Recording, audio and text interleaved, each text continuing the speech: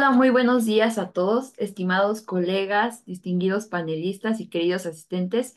Sepan que es un honor para nosotros tenerlos de nuevo por aquí en nuestro cuarto día del Congreso, Holocausto, Perspectivas Actuales para un Camino hacia la Paz, y por supuesto a la mesa magistral sobre medicina nazi con la notable participación del doctor Jaime Romanowski, quien es cirujano dentista egresado con mención honorífica de la Universidad Tecnológica de México en 1976, con posgrado en prostodoncia por la Universidad de Boston, posgrado en salud pública dental por la Universidad de Harvard, miembro del Museo Yad Vashem en Jerusalén, Israel, conferencista en México, Estados Unidos, España e Israel.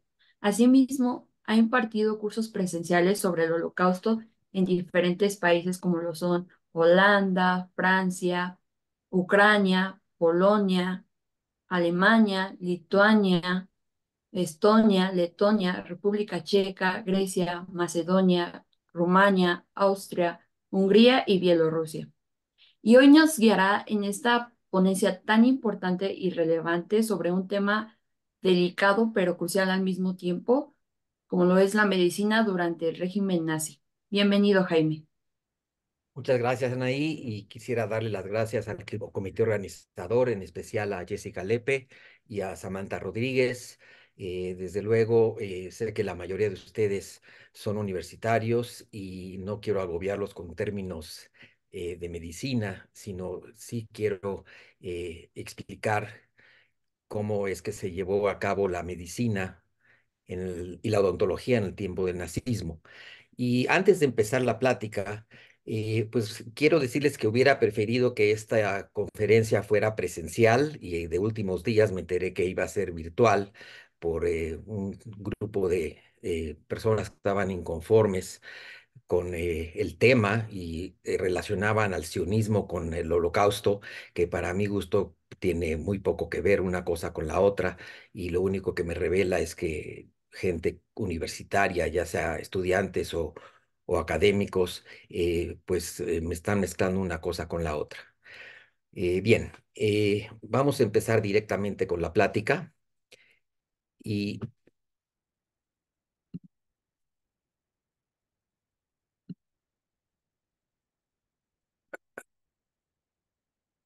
ok, bien. Es muy fácil hoy en día pasar de la democracia a la dictadura, a la tiranía, pasar del liberalismo al fascismo y tratar de cambiar la ciencia por una doctrina. Y es precisamente lo que sucedió durante la Segunda Guerra Mundial, en la cual eh, empezaron con eh, hacer cambios del el juramento hipocrático que decía que el médico no debe de hacer nada que empeore la situación del paciente. Y empezaron a relacionar la medicina con la política y con otros intereses personales o públicos de los gobiernos. Antes de empezar ya en el tema, quiero decir que, por ejemplo, Edmund Burke, un político irlandés, y Simón Wiesenthal dijeron que lo único necesario para que el mal triunfe es que la gente buena sea indiferente. Y es importante hoy en día no dejar crecer el mal. El dejar crecer a la gente que está haciendo el mal es lo que crea los grandes problemas dentro de el mundo, ¿no? Entonces, les decía del juramento hipocrático, en el cual decía Hipócrates ya en el siglo quinto antes de Cristo, que es importante que el enfermo se vaya en un mejor estado físico que cuando llegó, que no usemos ninguna terapéutica en contra de él y que siempre queramos el beneficio de los mismos y evitar todo tipo de error y corrupción que agrave la situación del enfermo.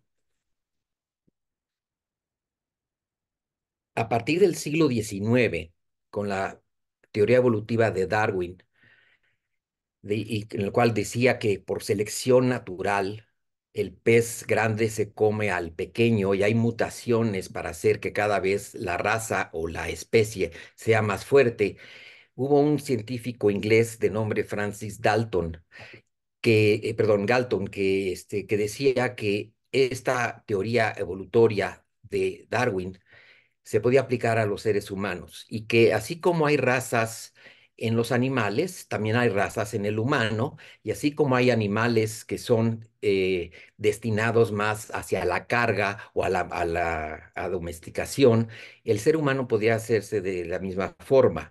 Y entonces ellos catalogaron que las razas humanas, había las razas supremas y las razas inferiores. Las razas supremas dentro de el gobierno nazi era la raza aria, que son rubios, altos, de ojos claros, y a partir de ahí todas las razas son inferiores. Esto es en el gobierno alemán nazi, pero antes Galton y otros científicos, ya sea ingleses, franceses y americanos, dijeron que el mal se puede heredar, que existe una herencia genética del mal, de tal manera de que una persona o una familia que nace con alguna deficiencia o malformación se transmite de padres a hijos, a nietos y así sucesivamente, y crearon esta ciencia que se llamaba eugenesia. Eugenesia viene del griego eu bien, genesia es génesis o principio, o sea, empezar bien. Y entonces recomendaban la esterilización de las personas malas o que tuvieran algún defecto para evitar su reproducción, lo cual, si lo empezamos a ver de esa manera, dices, bueno, no es tan mala la idea de que no se reproduzca lo malo, pero vamos a ver a qué se lleva a cabo todo esto, ¿no? En Francia, de Gobineau también decía que la decadencia de los genes hacía que se empeorara cada vez la especie y así, por ejemplo, una persona que era alcohólica iba a tener hijos alcohólicos, una persona con deficiencia intelectual iba a tener herederos con deficiencia intelectual y por lo tanto, para mejorar la especie y la sociedad, habría que esterilizar a estas personas para evitar que se reprodujera el mal. A nivel de razas, quiero decirles que el término que usaban los alemanes ya en la Segunda Guerra Mundial o previo a la Segunda Guerra Mundial, de que los judíos son o somos una raza, es equivocada. Los judíos somos un pueblo con una herencia y somos una religión, pero no somos una raza. Dentro de los judíos hay todo tipo de razas. Hay judíos caucásicos, hay judíos orientales, hay judíos de raza negra. Entonces, los judíos, quiero aclarar, no somos una raza.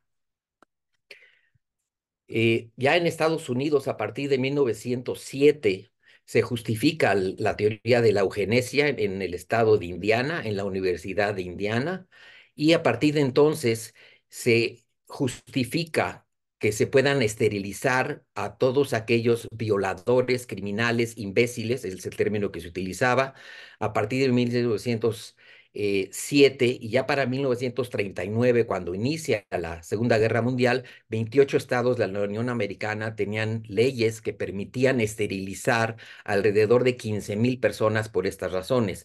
Y con esto incluyo gente que tenía algún tipo de malformación física, como es la sordera o la ceguera o labio y paladar hendido o muchas otras cosas, también los esterilizaban. Y ya cuando sube Hitler al poder en 1933, él justifica no nada más el hecho de que se esterilice para que no tengan descendencia, sino que dice que el mantenerlos vivos es un lastre, es una carga para la sociedad y sugieren pasar de la eugenesia a la eutanasia, que es el asesinarlos o matarlos por medios médicos. Y aquí vemos lo peligroso que es el establecimiento de la medicina nazi dentro de la sociedad, que pasamos de una idea que supuestamente puede ser buena, que es evitar que se reproduzca el mal,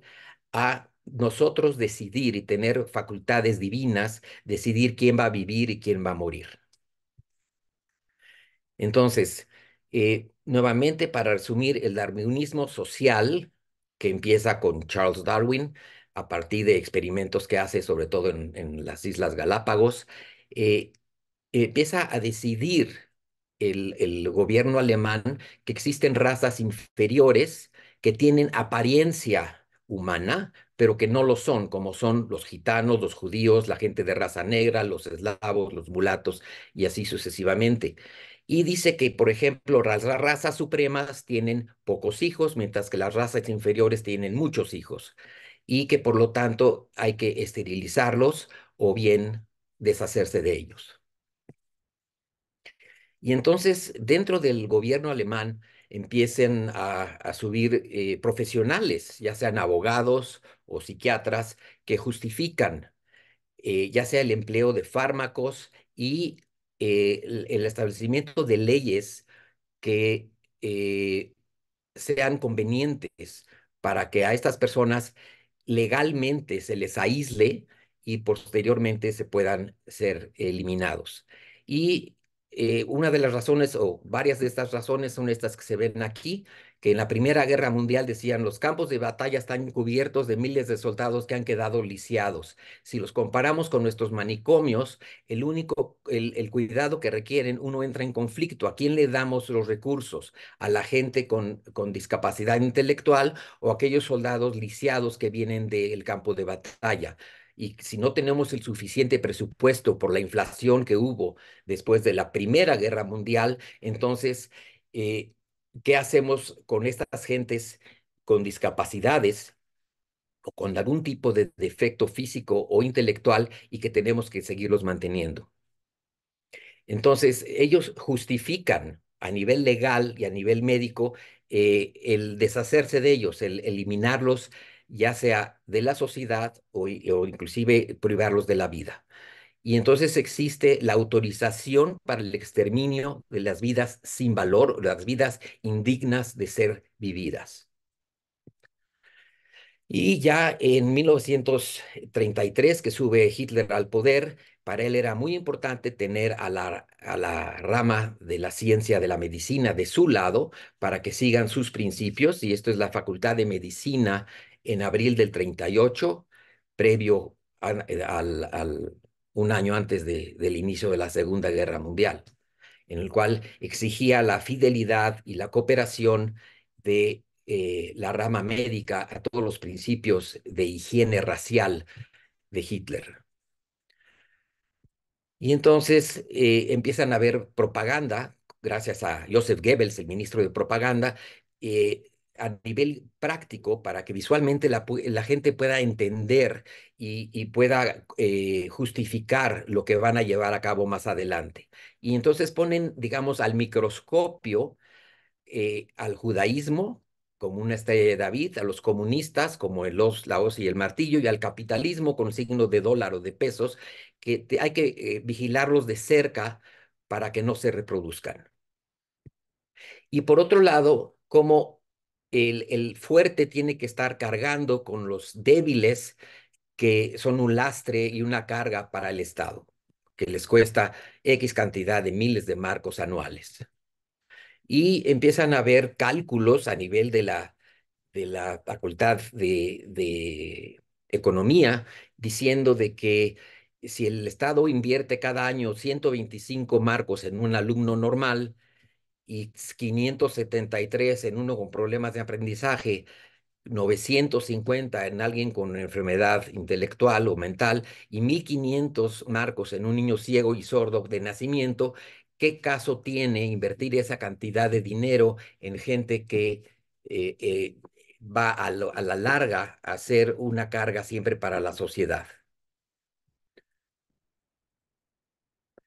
Inclusive a nivel de escuelas primarias empiezan a haber problemas de matemáticas y les piden a los niños hacer cálculos como este. Si construir una casa cuesta 15,000 marcos y construir un manicomio cuesta 6 millones de marcos, ¿cuántas casas se podrían construir con lo mismo que cuesta un manicomio? Cuando uno empieza a ver esto así, dice uno, pues sí, tiene un punto, ¿verdad? Pero por otro lado, a nivel ético, a nivel moral, ¿quiénes somos nosotros para decidir? el deshacernos inclusive físicamente de las personas que nacieron con algún tipo de discapacidad. Por ejemplo, aquí otro cálculo, los costos diarios de mantenimiento de un deficiente mental en esa época eran 4 marcos alemanes, un mutilado 5,5 marcos alemanes y así sucesivamente. Y un albañil son 2 marcos alemanes. Entonces, ¿por qué tengo que dedicarle mucho más dinero a la gente con problemas físicos o intelectuales que a la gente supuestamente normal?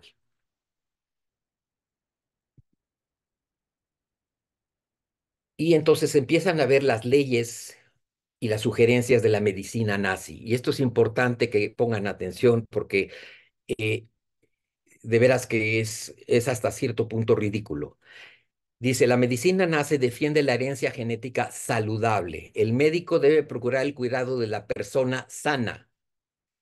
No todas las personas son del interés de la medicina de los sanos. Solo el alemán ario y el médico está obligado a cuidar de su salud, de los arios, de los de las razas escogidas, las razas supremas. El enfermo y la enfermedad no son el objetivo de la medicina. La medicina no debe de curar al enfermo inferior. Curar a esos enfermos eso es una acción antihumana. Y entonces nos damos cuenta de cómo empieza a degenerar el juramento hipocrático y se vuelve el juramento hipócrita. No hay lugar en el mundo para los consumidores innecesarios e improductivos y por ello no hay que privarlos de la muerte. Entonces, el médico, en lugar de volverse un terapeuta, se vuelve un asesino. El papel de los doctores es seleccionar a los débiles y enfermos destinados a morir. El objetivo de la investigación es servir a la política nazi y su visión del mundo, y el proceso de aniquilación es parte del tratamiento. Ahora resulta que el tratamiento es la aniquilación. Y desde luego que hubo gente que estuvo en contra de estos principios. Uno de ellos fue este doctor que dijo que si los nazis van a hacer una guerra contra los débiles y las minorías, especialmente con las personas con algún tipo de discapacidad, entonces el médico se convertirá en un asesino. Y así es lo que hicieron los nazis.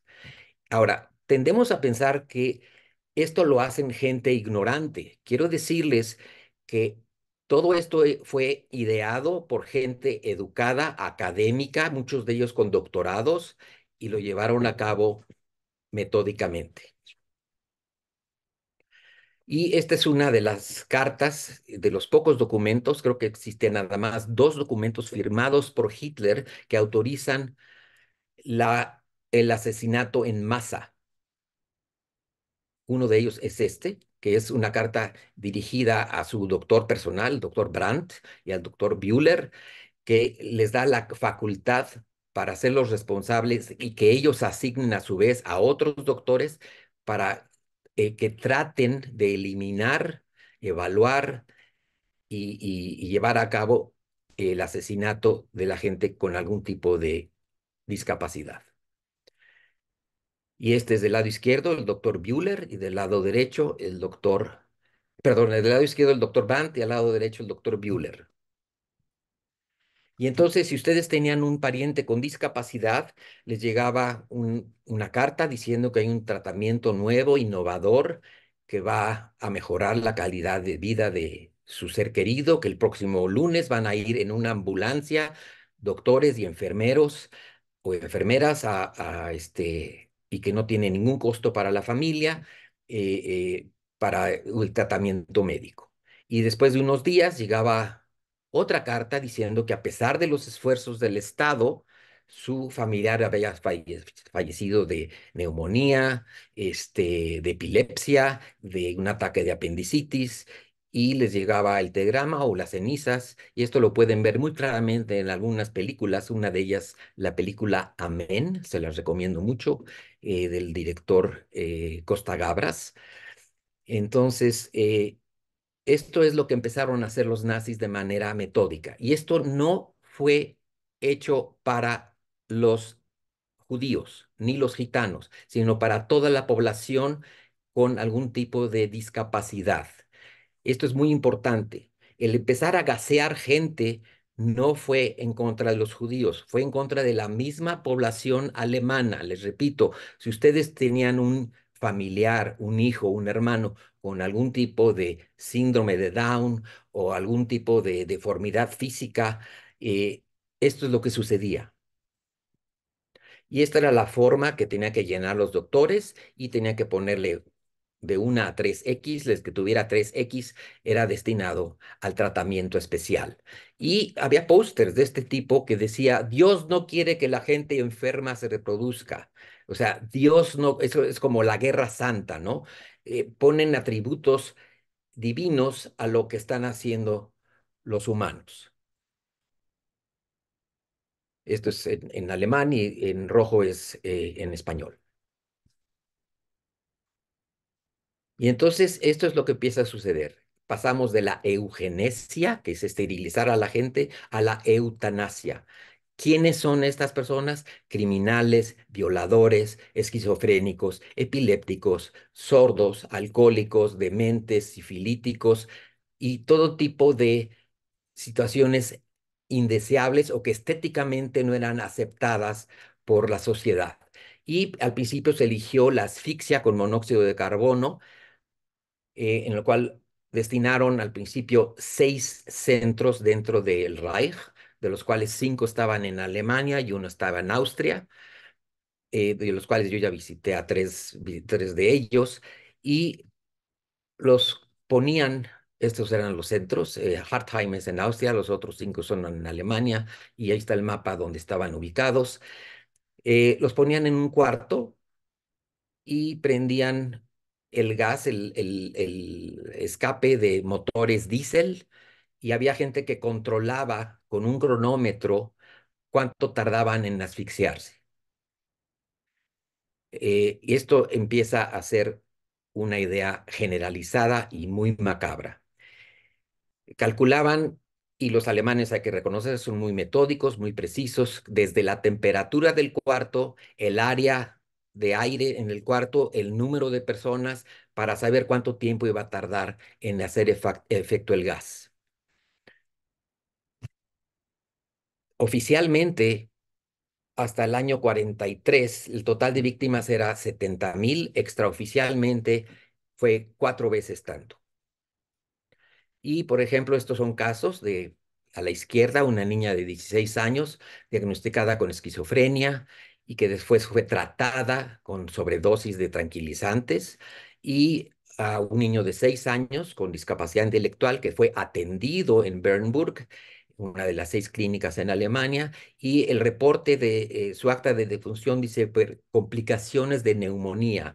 Y lo interesante es que en muchos casos llegaba el acta de defunción diciendo que había muerto de una complicación de apendicitis, cuando dicen, ¿cómo es posible si ya lo habían operado del apéndice? Y fue hasta eh, a mediados de la Segunda Guerra Mundial que el obispo de Münster, August von Galen, paró este tipo de proyectos. Y entonces cambiaron el hecho de asesinar a los discapacitados o la gente con discapacidad en Alemania y llevarlo más hacia el este, hacia los territorios conquistados.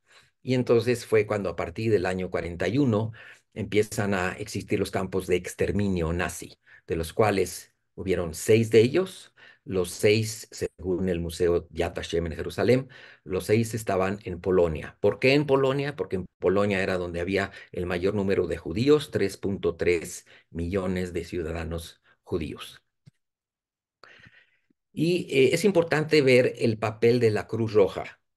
En 1943, la Cruz Roja quiso visitar algunos de los centros de tratamiento a las personas, ya sea prisioneros o gente con discapacidad, y hicieron un gueto en Terezín, en la República Checa, pero lo hicieron de tal manera que era como un escenario, que les daban todo tipo de facilidades, tratamiento, les daban café, pasteles y todo, y salieron y hicieron un reporte que era un campo modelo.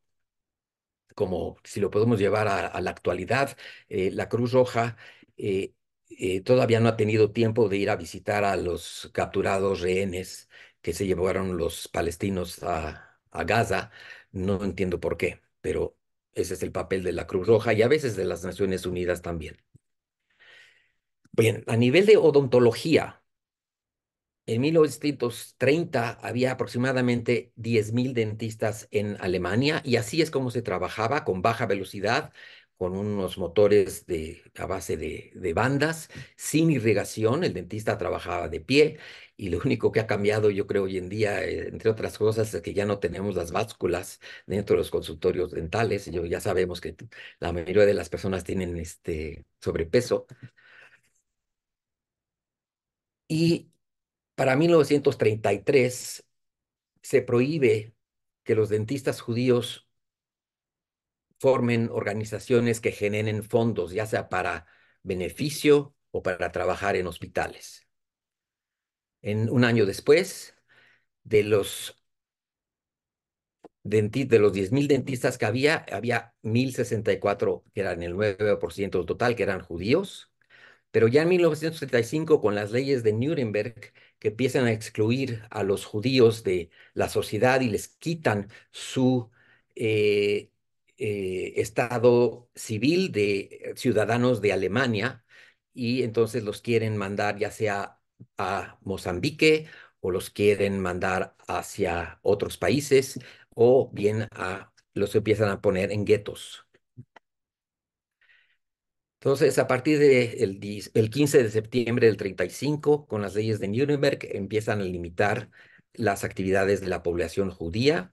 Los judíos no pueden tener eh, ningún tipo de privilegio, tienen que caminar por las calles, tienen que ponerse su estrella de David del lado izquierdo y en la espalda. No pueden casarse con gente no judía y muchas limitaciones más. Para el año 38, de haber 1.064 en el año 34, hay 579 dentistas registrados en Alemania y para el año 39 quedan 372. Y uno de los médicos eh, más nombrados en el régimen nazi fue este hombre, Josef Mengele, que si vemos su currículum, se gradúa como médico cirujano en 1934 en la Universidad de Frankfurt. Fue asistente del doctor Van Verschuer, que fue el padre de la genética alemana, el padre de la genética moderna en la Universidad de Múnich. En el año 35 obtiene un doctorado en estudios de morfología mandibular del labio y paladar hendido. Para el año 38 se enlista como miembro de las SS. En el año 39, jefe del Departamento de Genética y se le transfiere a Polonia. Ya para el año 43 es jefe del cuerpo médico de Auschwitz. Y quiero decir con Auschwitz, Auschwitz eran 3 campos principales y 44 subcampos. Él era el jefe del cuerpo médico de todos ellos y empieza a hacer experimentos con gemelos y mujeres. Para él estaba muy interesado en la genética, puesto que había trabajado con von Verschuer y quería inclusive ver la manera de reproducir la raza suprema, la raza aria. Y entonces inyectaba colorantes en los ojos para ver si se podía hacer que tuvieran herederos con ojos azules, con ojos claros. Y su interés del genotipo humano rubio de ojos azules llama su atención, pues es raro, porque ni él ni sus superiores tenían ojos claros. Ni él, ni Hitler, ni Goebbels. Y entonces, a nivel dental, si tenían algún rasgo físico, así como estos, no eran estéticamente aceptables para la sociedad y los asesinaban. No los esterilizaban, los mataban. Hoy en día sabemos que corregir este tipo de situaciones es muy sencillo. Y entonces vamos a ver a nivel dental qué es salud y qué es enfermedad. Cuando todo estaba bajo condiciones ideales en tiempo de paz, pues puede haber medidas preventivas para control de higiene bucal, la nutrición, la estabilidad emocional. Y cuando empieza a haber patología, ¿qué es lo que sucede? La gente se descuida, empiezan a haber infecciones, caries, problemas de encías, padecimientos contagiosos, desnutrición, formación de quistes, tumores y desde luego el estrés emocional tiene mucho que ver en la salud mental. Y nuevamente, cómo se trabajaba en esos años, vemos radiografías sin protección del paciente ni del doctor, y entonces, desde luego, había cambios a nivel molecular, a nivel celular. No habían agujas desechables, entonces este tipo de agujas que se esterilizaban lavándolas y poniéndolas en el autoclave. Y entonces, para ver lo que está mal, primero tenemos que ver lo que está bien. Esta es una boca ideal, saludable, con 32 dientes en buena posición, estéticamente muy funcional, pero esto es muy poco común. ¿Y qué pasa en tiempos de guerra? ¿Qué pasa cuando la gente está hacinada, cuando están en guetos, cuando están bajo estrés, cuando están en combate, cuando están sin capacidad de higiene?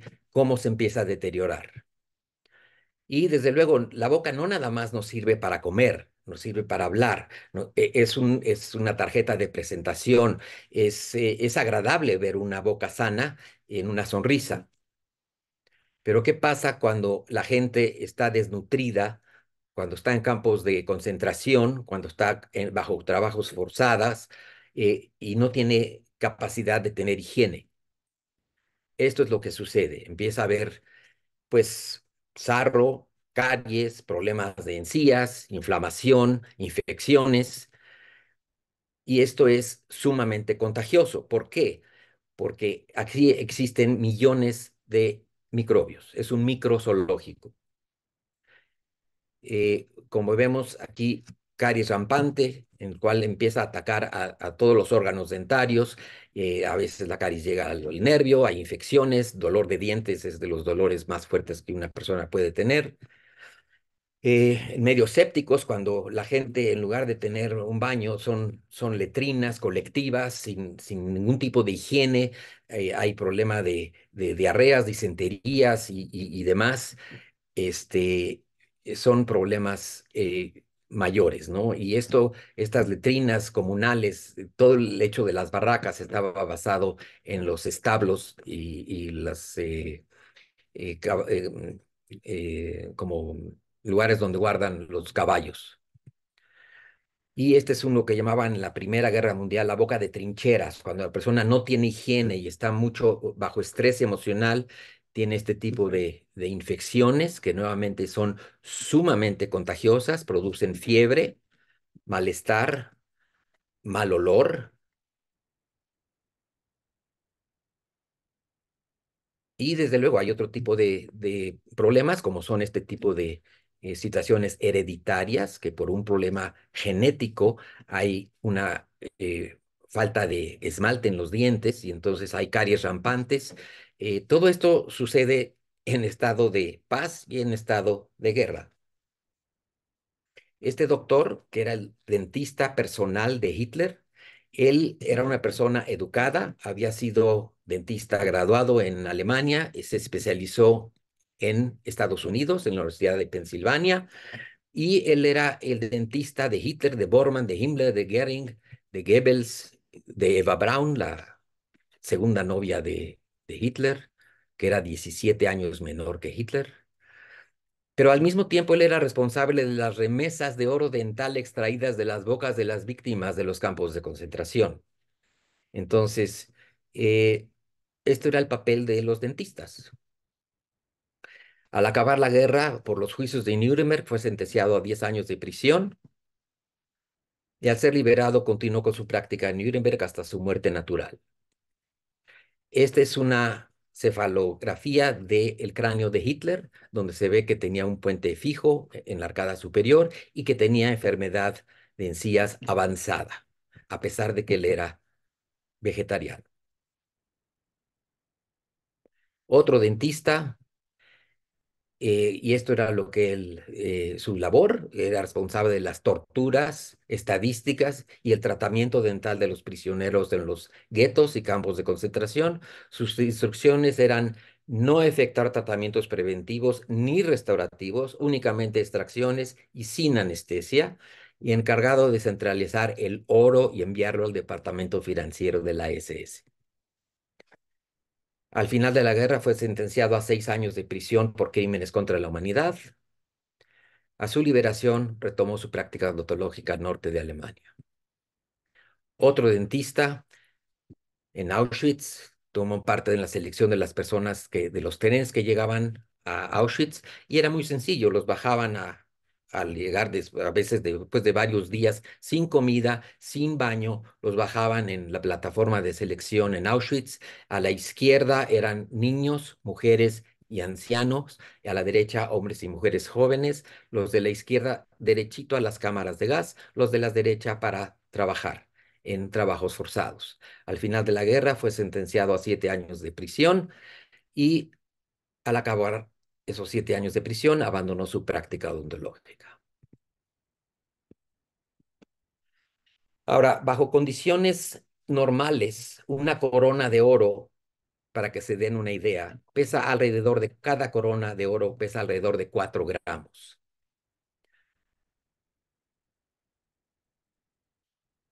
En Europa Oriental se acostumbraba, y todavía hoy en día se acostumbra a utilizar mucho oro, no tanto a veces por ser necesario la rehabilitación, sino porque es un símbolo de poder, de estatus económico.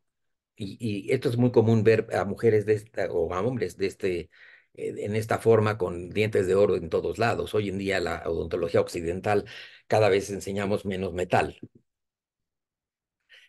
Y la labor del Sonderkommando. ¿Quiénes eran la gente del Sonderkommando? La gente del Sonderkommando eran los mismos judíos, un grupo de judíos que eran los encargados de quitarle los dientes a los cadáveres que habían sido gaseados. Ahora, esta compañía de Gusa, que hasta el día de hoy es la compañía de aleaciones dentales más fuerte en el mundo, hasta el día de hoy, era parte de otra compañía que se llamaba IG Farben. IG Farben es un conglomerado de compañías que incluye Agfa, Bayer, Hex, Química Hex, Pelican, que todo el mundo los conocemos. Y lo interesante de esto es que IG Farben era también el fabricante del gas Ciclón B, que fue el sustituto del monóxido de carbono. El Ciclón B era más eficiente que el monóxido de carbono, por lo tanto ya no se usaba el escape de los motores diésel, sino eran cristales que se echaban por una rejilla y en contacto con el medio ambiente liberaban una cantidad de gas terrible y mataban, asfixiaban a la gente con mayor rapidez. Eh, Es importante también que les mencione que los dueños de la IG Farben eran alemanes, pero también tenían dos accionistas importantes, los hermanos Dulles. Uno de ellos era Jack Foster Dulles o John Foster Dulles y el otro Alan Dulles. ¿Quiénes eran ellos? Jack Foster Dulles era el secretario de Estado de Estados Unidos y Alan Dulles era el jefe de la CIA, de la CIA en Estados Unidos. Entonces, supuestamente ellos no sabían de las cámaras de gas, pero la acción de IG Farben había aumentado y, por ejemplo, de Gusa, que en 1928 valía 9.6 millones de dólares, perdón, de marcos, para 1943 pues valía 8 veces tanto, ¿no? Entonces, como podemos ver, la guerra es un negocio. Unos ganan y otros pierden. Si han ido alguna vez a Washington, uno de los aeropuertos es Dulles Airport por Jack Foster Dulles, ex secretario de Estado americano. Y quiero que vean este clip que dura un par de minutos de la lista de Schindler.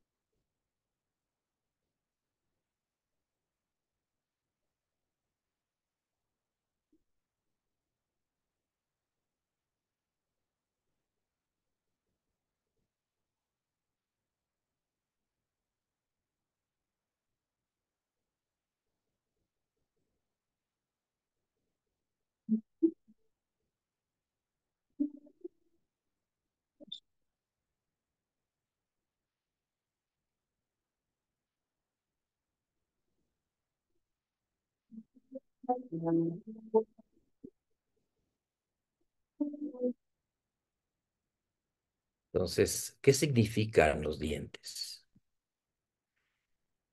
Si cada corona pesa aproximadamente 4 gramos, ¿cuántas coronas se necesitan para llevar lo del lado izquierdo al lado derecho?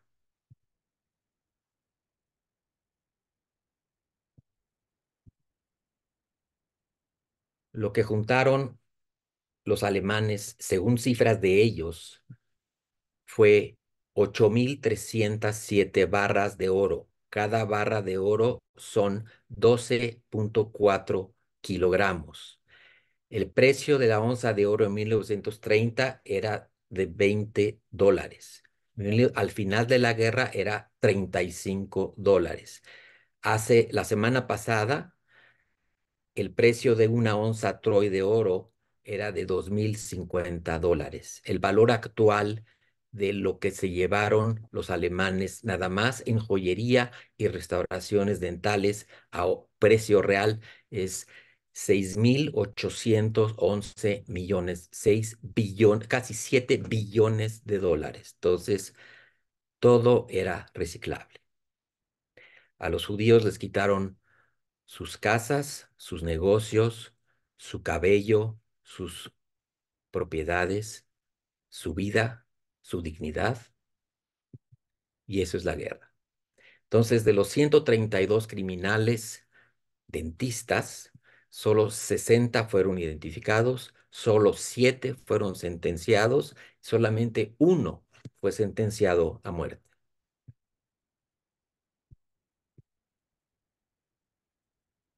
Y de los médicos, de los 23 que fueron juzgados, 9 fueron sentenciados, 7 condenados a muerte y 7 absueltos. Muchos de ellos murieron en libertad. Entonces, como conclusión, les dejo que es innegable que los médicos y dentistas estuvieron involucrados en los crímenes contra la humanidad, que en un régimen totalitario, en una dictadura, en una tiranía y populista, la ética desaparece y la doctrina toma el mando. Los profesionistas abandonan la ética profesional y se conducen como más les conviene. Y esto es dicho de Santayana, un historiador español, que dijo: aquellos que no aprenden de la historia están condenados a repetirla.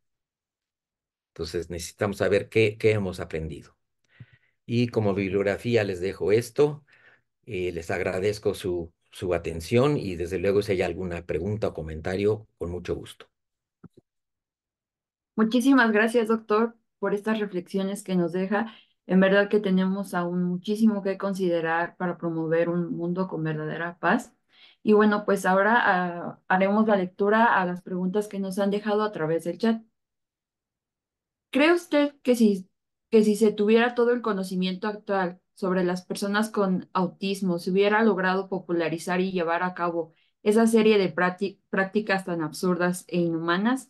No olvidemos que muchos grandes genios de la historia, como Einstein, Disney, Turing, Musk, Jobs, y muchos eran parte del espectro del autismo, como por ejemplo el síndrome de Asperger. Gracias de antemano. Sí, muy buena pregunta. Número uno, no tengo duda que dentro del espectro autista están la gente Asperger y es impresionante la capacidad que tienen, en particular los Aspergers, para sobresalir. Es gente sumamente inteligente. No tengo duda de que muchos de ellos murieron precisamente por su incapacidad de socializar. La gente autista, la gente Asperger tiene dificultad para socializar. Entonces, hemos aprendido mucho, y unas cosas que hemos aprendido es que gente precisamente como Bill Gates, como Lionel Messi, están dentro del espectro de Asperger, dentro del espectro autista, y son brillantes y son sobresalientes. Entonces, cuánta gente con grandes capacidades fueron sacrificadas porque alguien decretó que no deberían de seguir viviendo. También preguntan por aquí que si es verdad que Mangle tenía una pared de ojos. Perdón, no entendí la pregunta. Una pared de ojos. Sí, sí, sí. De hecho, había un muestrario de color de ojos para ver qué tan azul o qué tan verde o qué tan violeta era el ojo. Había métodos para medir la circunferencia craneal, para ver la forma de la nariz y todo esto para la pureza de las razas, la pureza de la sangre, cuando se sabe que hoy en día no existe la raza pura. Todos estamos mezclados. Yo no tengo, por decir, yo físicamente no parezco semita, parezco europeo, parezco más polaco que semita, ¿no? Pero no hay razas puras, y definitivamente había muestrarios y había gente que hacía experimentos. Ahí estaba esta mujer de Buchenwald, Ilse Koch, que, que le gustaban la gente tatuada, y los reconocía y pedía que después de sacrificarlos le quitaran la piel y la usaba de pantalla en sus lámparas, por ejemplo. Había gente muy, muy, muy sádica, esa es la verdad. Sí. Muchas gracias. Otra pregunta que nos dejan por aquí en el chat es, ¿cómo saben que esa radiografía que mostró es el cráneo de Hitler? ¿Es mito que no se conoce el destino final de Hitler? Es correcto, no se conoce el destino. Bueno, sí se conoce el destino final. El destino final se sabe 100%, a pesar de que dicen que se fue en un submarino a Argentina y no sé qué. Hitler se suicidó el 30 de abril de 1945 en el patio, bueno, primero en su oficina, y luego pidió que los cuerpos de él y Eva Braun fueran al patio. Estuvimos en lo que queda de la Cancillería y pidió que quemaran sus cuerpos. ¿Por qué? Porque Stalin había dicho que él quería el cráneo de Hitler vivo o muerto y que lo iba a usar como cenicero. Entonces, todavía hay gente que dice que aún las cenizas se las llevaron los rusos para demostrarle a Stalin que Hitler había muerto. Entonces, es un hecho que se suicidó el 30 de abril, él y Eva Braun, y Goebbels y la esposa de Goebbels y los 6 hijos de Goebbels en la Cancillería. No hay duda. Ok. Una pregunta. ¿Cree usted que hay conductas médicas directamente relacionadas con las prácticas realizadas durante el tiempo de la medicina nazi en la actualidad? Ay, me gustaría pensar que no, espero que no, pero eh, hay gente muy macabra. Oficialmente no, ningún país lo va a permitir, pero hay gente que son muy sádicos y le gustan hacer experimentos y todo tipo de cosas. Pero sí, oficialmente ningún gobierno lo tiene aprobado. ¿Hay escuelas médicas comunes entre los sobrevivientes del Holocausto? Sí, bueno, desde luego. Inclusive en Estados Unidos, aún después de la guerra, había hospitales que no atendían a judíos, y entonces los judíos empezaron a hacer hospitales. Muchos de ellos en Estados Unidos, se han oído de ellos, como hospitales como Beth Israel, Mount Sinai. eh, los hicieron en Estados Unidos los judíos para atender a los judíos, y después ya se abrieron a los demás, y hoy en día están integrados a la comunidad y atienden a todo tipo de gentes, y obviamente otros hospitales ya atienden a judíos y todo esto, ¿no? pero sí, el antisemitismo no terminó en la Segunda Guerra Mundial, no empezó en la Segunda Guerra Mundial, tristemente continúa, pero hay países más progresistas que otros. Muchas gracias, doctor. Otra pregunta que nos hacen por aquí es, a la luz de esta abrumadora evidencia, ¿cómo aparece esta idea que se dice de que el nazismo trajo gran avance y descubrimientos en cuestión de salud? Pues que me digan cuáles. No, no. Inclusive se sabe que, por ejemplo, Kurt Waldheim, que fue secretario general de la ONU, era ex-nazi. Se sabe que inclusive el papa emérito Ratzinger era de las juventudes nazis. Eh, Se sabe que los cuatro médicos principales de Auschwitz murieron libres, como hombres libres. Se sabe que Alzheimer, que era un doctor alemán pro-nazi, eh, también, o sea, le pusieron su apellido a la enfermedad. En México, si lo llevamos a nuestro país, José Vasconcelos era admirador de los nazis. En Argentina, eh, eh, también fueron admiradores de los nazis y dieron protección a los nazis cuando acabó la Segunda Guerra Mundial. Por eso encontraron a Eichmann en Argentina. Mengele estuvieron a punto de agarrarlo también en Argentina, luego en Paraguay, luego en Brasil. Este, pero no, no, no. Que me digan qué hicieron de bueno los nazis durante, a nivel médico, durante la Segunda Guerra Mundial, prácticamente nada, ¿eh? Eso de experimentos genéticos, no, no. Que yo sepa, no. También nos preguntan por acá, doctor, ¿las RX periapicales se tomaban con los aparatos de la época? ¿No había protección plomo para los pacientes o para el profesional? Sé que en los campos hacían los experimentos con las máquinas de rayos para esterilizar, perdón. Doctor Clausberg. El doctor Klauberg llegaba, él presumía que llegó a esterilizar hasta mil mujeres al día, inyectándoles fenol en las trompas de falopio. Este, también a este experimento ponían semen de animales en mujeres para ver si podían fecundar y este tipo de situaciones. Estuve en algunos de los lugares donde hacían los experimentos, vi los compuestos que usaban para hacer los experimentos y es repulsivo lo que llevaron a cabo, es la verdad. Inclusive estos experimentos genéticos, eh, no supe de ningún experimento que haya sido de importancia post-guerra, ¿no? Ok, doctor. También nos preguntan, ¿es cierto que Estados Unidos adoptó a varios de los científicos nazis luego de que terminara la guerra? Sí, sí. Eh, Científicos, sí. Doctores, no oficialmente. Científicos, sí. Está Werner von Braun, que es el que luego ayudó al proyecto Manhattan y a hacer la bomba atómica, porque había una competencia entre Alemania y los aliados para ver quién iba a hacer el arma atómica antes. Werner von Braun, que luego también en la industria de la NASA hacía los cohetes espaciales.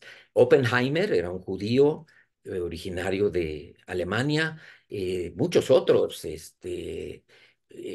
Einstein terminó en la Universidad de Princeton en Estados Unidos, no era nazi, pero era judío. Henry Kissinger nació en Alemania y muchos otros, y otros que negaban sus antecedentes eh, filiales al partido nazi y que acabaron en Estados Unidos y luego fueron descubiertos y expatriados o exportados a Alemania para ser juzgados. Sí.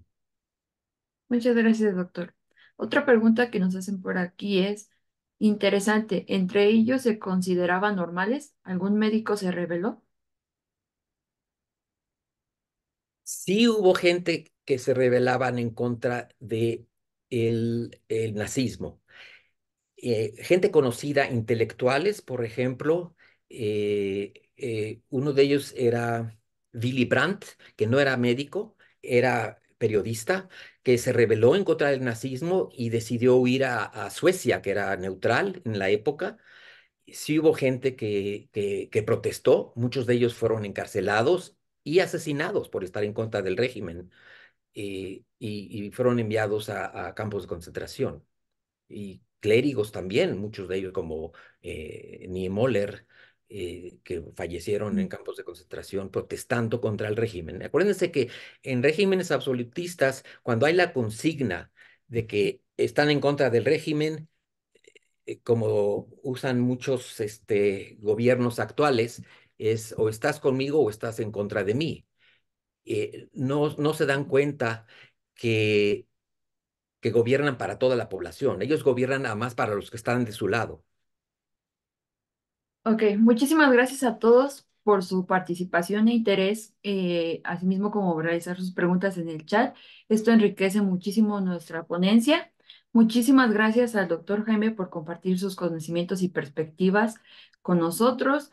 De verdad que su ponencia ha sido muy reveladora, tiene una visión más profunda de un tema tan importante y relevante en la historia de la medicina y por supuesto del tema que nos interesa, el Holocausto. Y pues bueno, agradecemos su tiempo y dedicación a este campo de estudio. A todos los demás los invitamos a que se queden a nuestra próxima charla donde escucharemos el interesante testimonio de Orly Weigel, que es hija de sobrevivientes del Holocausto. Con esto concluimos nuestra ponencia. Muchas gracias a todos por su atención y su participación. Gracias a ustedes. Gracias, doctor.